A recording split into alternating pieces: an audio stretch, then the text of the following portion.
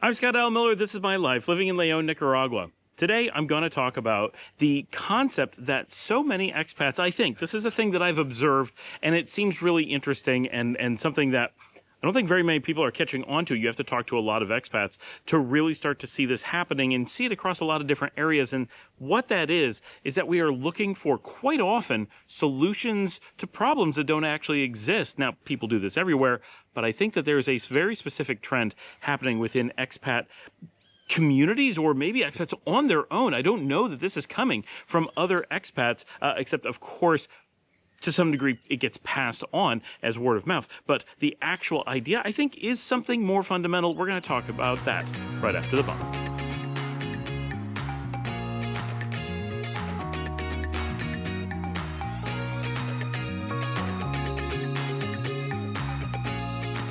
What a gorgeous day we have today in Leon, Nicaragua. Our temperatures have been pretty good this week, and we've been getting some rain, but we're also getting some really nice, bright, sunny days as well. It's a nice combination. And like I tell people, during the rainy season, the monsoon season, as it actually is, we still have a lot of time with clear skies, or at least partially cloudy skies, a lot of rain-free time nearly every day, and there are often days with no rain at all, but we really do have a lot of time that we're able to be outside. You just have to be a little bit aware and knowledgeable that generally kind of the mid to late afternoon is when we're likely to experience rain. So this is one of those beautiful days. We're already into the early afternoon. We've had not a touch of rain all day and nothing in the sky coming, so we're at least several hours away, if there's going to be any today at all. That's not our topic. What we are going to talk, we do have a little bit of clouds, though. You can see it a little bit. Just came over.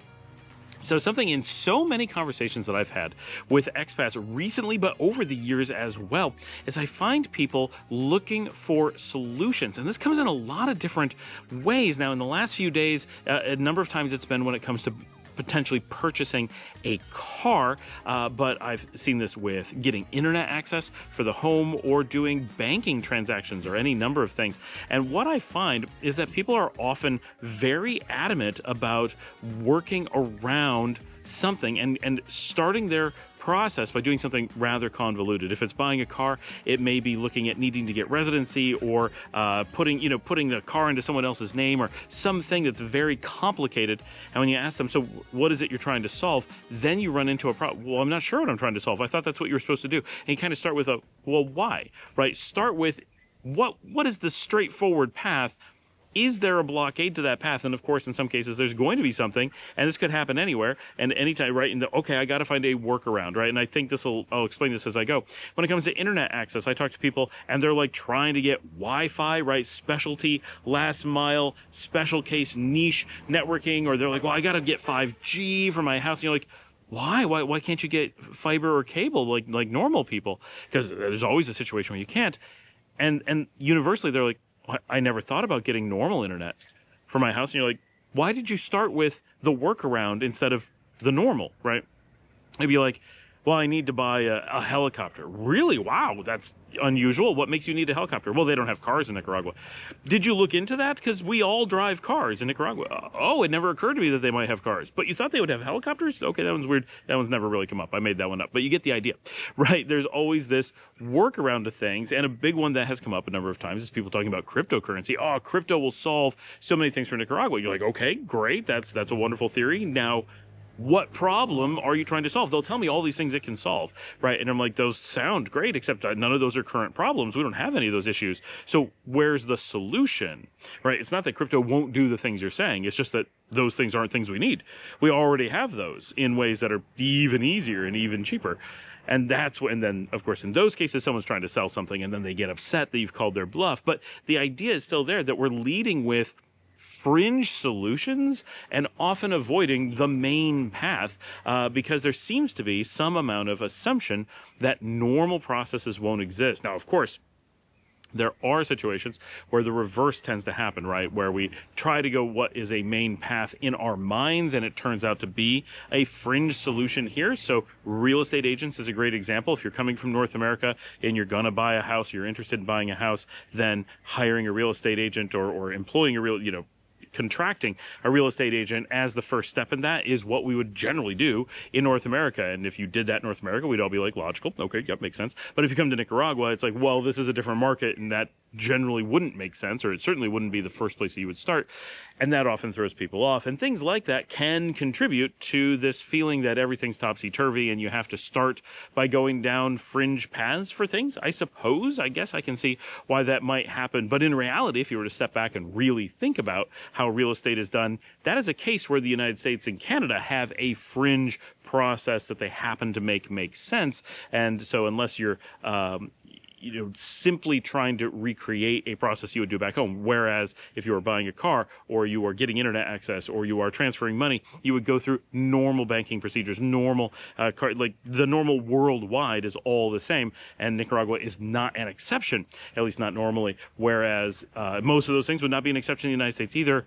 Real estate is one where the U.S. and Canada are the exception to everyone else's rule. The general rule is you don't start with real estate agents. It's something that may be more useful than in Nicaragua that in many countries, but very few places have the structure that makes them the obvious choice the way that they are in the U.S. and Canada. So you kind of have to look at the general case in a logical sense to some degree, sometimes to see where those paths exist.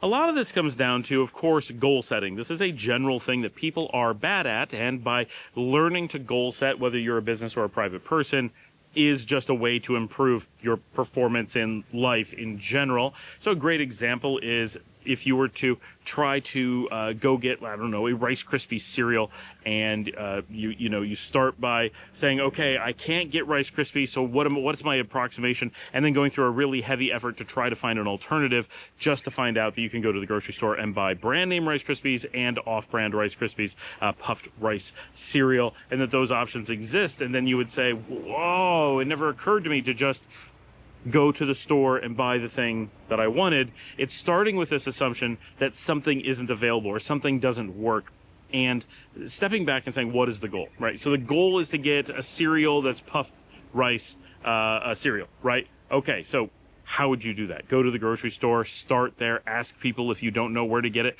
but assume that you need to ask questions. The thing that so often happens is that, one, people aren't sure what their final goal is, so often misstate it, right? In this case, having a puffed rice cereal is the goal, right? Not Rice Krispies. Don't state a brand name when that's not the actual goal. Right now, there may be a case where an actual brand name is the goal, right? Well, I need to buy actual brand name Rice Krispies because the box is coming with a prize, and I need to win that particular prize. I've got 9 out of 10. Like, you can contrive a scenario where brand names are important, but unless they are actually important, don't inject them unless doing it as a description. I need puff rice cereal, like Rice Krispies. Okay, that's acceptable. But unless you're addicted to that brand and absolutely don't want to entertain something else, if you say, I need Rice Krispies, that's telling someone that you need that brand of it. And even if they know of alternatives, why would they mention them to you? You specified a brand rather than the product. Some people are going to imply that you're confused and will try to correct you. That's fine, but you're technically throwing information out there and setting a goal. Be careful what your goal setting is. And then the second part is, don't simply assume random blockades that you have no reason to assume, such as, oh, they don't sell cereal in this country. They don't sell brand names in this country. Unless you have a reason to believe that, don't create that problem in your mind and inject it. This is a relatively hard thing to correct ourselves on because we don't sense when we're doing it. If we did, we certainly wouldn't do it ever, right? It's not a thing that we ever intend to do, but realizing that it's something that for some reason expats have a tendency to do. And then when you talk to other expats, there is a very high trend of people not researching if something is true and then repeating it in groups so that you may not be the source of your own false blockade. In this example, we'll say you can't get a puffed rice cereal anywhere in country. You go out seeking that and you find some other expats who also were looking for that or thought about it at some point, and they decided, like you or not like you, that it was not available. And you ask them and they go, oh, we eat cornflakes instead because that's not available. And you go, oh, and that just becomes a thing. And then pretty soon everybody's like, yeah, we all eat cornflakes because we can't get Rice Krispies. And you're like, oh, that's really unfortunate. And no one goes out to the grocery store and looks in the cereal aisle to see if there is Rice Krispies because everybody's repeating this thing. And when you say, have you gone to look for it? You go, why would I go look for it? Everybody knows they don't have it here. And that's what we find with so many things. Why didn't you go get good, normal, everyday internet access like a normal person? Oh, everyone I talked to said that there wasn't internet access here. Did any of them go look? And then you go back and ask, and not one of them has ever tried to get internet access. They never looked into it. They all, someone, sometime in the past, started I just assumed, passed it on as fact, or maybe at some point they weren't able to get it legitimately, or far more likely, they said the wrong words and were confused by the answer, or asked someone who didn't know and they were unable to do it, or whatever. And then it became this momentous thing that one expat asks another, they verify with another, but the source is one person who was probably wrong, and it has been repeated so much, and we hear this in every aspect of life, from how you get a residency, to how you buy a car, to how you get internet access, to how you transfer money in banks. There is this, and it's certainly not malicious, right? I don't want to give that impression. This is a thing that is happening where people are hurting themselves by not looking into the obvious and simply assuming that normal everyday things won't work. And of course, there's always something that doesn't work that kind of helps give a foundation to this mental process. And then I think quite often it gets repeated, and especially if multiple people independently have come up with the same thing. Well, I didn't think there was Rice Krispies. She didn't think there was Rice Krispies. Then we completely independently have spread this, and people are verifying between people. Internet access, tons of the people who are not looking for normal internet access, they're not doing it because they talk to someone. They're doing it because independently they arrive at the same conclusion. Oh, I never thought about asking for internet to be brought to my house. I thought I had to be creative and find a satellite offering or who knows what. And I cannot find any basis for why this happens, right? Or we would have a solution other than saying, look for your own reactions. And in the IT industry, we refer to this as being weird, which is a very difficult way to explain things. We're like, stop being weird, right? Don't just assume these completely wild things and use that wild assumption as the basis for things. In IT, it is a really common thing that people will make completely illogical, completely random, baseless assumptions. They're not malicious. They're just these really wild conclusions, and then build a worldview off of them and never question that original thing. They may question everything after that. They may do tons of logic and proof and, test results and really, really research and work hard, but never question the initial thing of, oh, wait, I never asked if we needed that thing, right? We were told we had to deploy this software, so we did all this job to do this amazing job deploying it. We never stopped to ask, was that even software we needed? Oh, wait, no, or this, something like that. And in these cases, that's exactly what's going on. People have come up with really great ways to solve problems that may not actually be problems. And so identifying those problems, identifying your goal and identifying if there's a problem in getting to that goal is the first steps long before you try to solve them. And that was a conversation that I had the other day. It's really what made me think about this, is someone had, and they kept defending their solution. They're like, this is a viable solution. It works. I'm like, it does work. No one's arguing that it works. We're asking why you need to do it, because it's far easier and cheaper and legal to just do the normal thing. So given that it's cheaper, easier, and legal, why do this? Not something that's going to get you in a lot of trouble, but it's not exactly by the book, and it's not exactly as cheap as it's certainly not simple. Why are you doing this? And we asked and asked and asked, and eventually it came down to I thought, and there was something that we're like, and maybe that was a problem for somebody, right? That could be legitimate.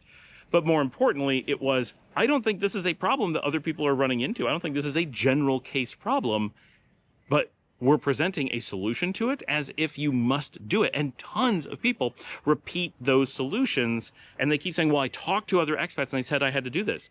Okay, but did they say that they actually ran into the problem that would require you to do this? Or did they start with the assumption that they had to find a workaround to something that they didn't research? And in that particular example, every case we've looked into is exactly that. Nobody has ever questioned whether they could just do the straightforward thing. They all started by assuming they needed a workaround, and when they justify it, they don't justify the need for it. They justify that it works, which isn't bad and really does a lot to show that it's not malicious, it's not an intent. It's that they don't know what it is that they're trying to justify. So the people on one side who are like, I don't understand why you're doing this, they are looking at, can I just order good internet? And the people on the other side are like, but it works. I'm able to do this workaround and I'm able to get internet access. I'm like, okay, but you're paying 3 times what I am and your internet's slow and unreliable. Why are you doing that? What made you not get the cheap, fast, reliable internet that everyone else has, that Nicaraguans have? Wait, I can do that? Right? And it's like this, wait, it never occurred to me that I didn't have to work around a problem that I never examined to see if it actually existed. And so that, if you can get yourself to step back and remember that this is something that expats do. Now, normal people do it too, people who are living in their own country, but they do it less, or it's hidden more because the worker, like if people were doing that, there's so many people who know how easy and straightforward things are that they will correct you. You don't have to do that, just be normal, right? But when you're an expat, it's easy to, one, not have a large group of people who is there to be like, whoa, just act like a normal person. You don't understand or know or see all the ads on TV or all the normal things. There's all these social constructs that are not there to guide you. And you're in a position where you are often correctly assuming that things are very different than you're used to. And so if someone comes up and says, oh, they pay taxes completely different here. Instead of paying at the end of the year off of something you guessed, they pre-calculate and you pay on the first day of the year. You would say, oh, weird, that seems really foreign to me, but okay, it's a new country. I don't know how things work. And because there are things that make you go, I have no idea how that works, then when you like public transportation, how do you pay for the bus? Oh, you just get on and at some point you hand them a few coins. Okay, that's not what I'm used to. I'm used to swiping a card or whatever, right? So we're used to there being all these things that legitimately are totally different than our ken. And then when there's something that is completely normal, it's easy to fall for someone accidentally repeating that you need to work around things because normal isn't available. So you go, why would I know if it's available? You don't necessarily question it, but you should be questioning it because there are so many cases where there are so many expats who just don't know. So whether you're the one creating a false blockage in your mind or you're believing other people who are saying that there are these roadblocks you need to work around, but they've never actually checked if that's true, it's a great time to step back and ask the broader questions, which is a general rule when you're looking for information. And we say this because I work in IT, right? Something we always say, if you're asking a question in IT, by the time you're stuck and you need to ask someone, you're already one layer too deep to be asking that question, right? For example, how do I get Wi-Fi internet? Whoa, if you don't know the answer to that, you didn't know the answer to why you need Wi-Fi. Right? It's not 100% guaranteed, but it's nearly guaranteed. So if you're asking specifics, you need to back up at least one layer. How do I get internet access? You will get much better answers. And if the answer is you need Wi-Fi, it'll be confirmed at that point by lots of people. So this is a really powerful technique. It's hard to identify, but as you go through life, it's an important one to start to apply. And just remember, anytime that you're stuck and you don't know how to proceed, if you are looking for a second judgment, that's a little bit different, right? People who are experts in things will still get to a point where they're like, I'd really like a second pair of eyes on this. That's a little bit different. But when you're getting to a point where you're like, I don't know what the next step is, I don't know what the next decision is, that tells you that in almost all circumstances, you weren't actually confident in the last one. It's just, we see this in IT quite a bit. If someone's like, oh, I decided I needed a computer, I don't know, which type of operating system to get on my laptop. Wait a minute, you may not even know if you need a laptop. You may not know what it is you need to buy. We need to step up and ask what your needs are rather than answering which of these things down the path, because you don't have enough information to feed us that. And it's just the nature of things. If you think about anything, if you're an expert enough to get to a point where you can make a decision, the next decision, anyone who's expert enough to have made a good decision reliably will know really well what the next steps may be. At some point, they're going to drop off, and it's going to be the next step I don't know very well, and that means the last one you probably didn't know super well. So you always want to back up. Sometimes you want to back up a lot, right? But you always want to back up at least one step and make sure that the very last thing you were deciding on still makes sense. For example, if you can't decide what city in Nicaragua is going to make sense for you, there's a good chance that you need someone to help you make the decision that Nicaragua is right for you, or maybe that requires more investigation. But in order for Nicaragua to definitely be the right place for you, you probably have a really good idea of which city in it is the right place for you. Right? And that doesn't mean that you got the decision wrong. It means that you got it right non-reliably. There's a lot of latitude for mistake, and so you want to come back and approach that. Just like when you're sure you need Wi-Fi internet, but you have no idea how to go about getting it, you need to step back and say, wait, I know I need internet, But do I know I need Wi-Fi internet? And what a lot of people will say to me is, well, I had no idea the Wi-Fi was a special type of internet. Absolutely. I don't expect people to know that. That's why it's super important that you never inject words or phrases that are super specific that you don't know 100% what they mean. If you don't know, if you have any ambiguity about what Wi-Fi internet is you should not be repeating that phrase, right? Just like if you don't know what 5G actually means, you shouldn't be repeating that phrase, because you may, in different situations, inject meaning where you don't realize that you are. You can simply say phone service or fast phone service, modern phone service. You can say, internet access, high speed access for my home. These are things that you reliably will know. But if you don't really know what Wi-Fi is, what 5G is, what 4G is, what LTE is, what fiber or cable is, then you should not be using those things. That means you've gone a step too far, and you're, in this case, using terminology without knowledge of it. And these are things we see all the time. This is not unique to you, and I have no person that I'm speaking to, right? So if you are feeling this, that is an example where a lot of people do this, right? Working in IT, it's easy. We know that words like virtual and cloud are used constantly, and now the new one, AI. Pretty much if someone uses AI, they're either using it super casually or they don't know what it means, because nothing you can get on the market today is actually AI. Just like 99% of the things that say that they're cloud have nothing to do with cloud. They're selling to people who don't know and just want the sound of the word. But when you go out and say, oh, I went and got a new cloud something, or worse, you go out and demand that you get a cloud something, you force people to either evaluate your needs and lie to you about what it is, or call you out on not knowing what it is you just asked for, or provide you something knowing that it's not the thing that makes sense for you, but you demanded it, and so you're giving them what they're giving you what you asked for, rather than what makes sense, maybe what you meant. But using specific terms is a really noticeable way that people will go out and end up going farther than they intended to, making decisions often without realizing it. And that's actually an important point, that when we get to this point where we're requesting information, help at some point where we have no idea what to do, very often we've gotten there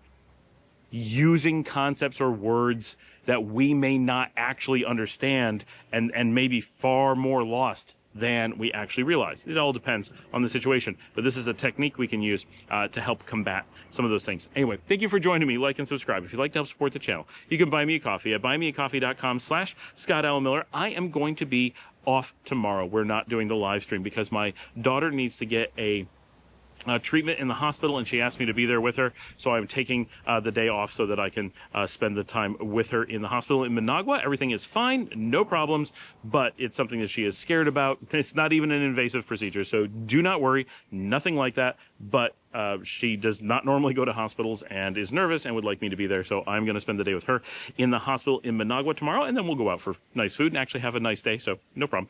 But as always, if you would take the time to watch another video, send in your questions, write in, talk it to us on the WhatsApp group, get in the comments and say hello, get in the show notes and see all the stuff that we have, and of course, tell someone about the show, post on social media, and I will see all of you tomorrow.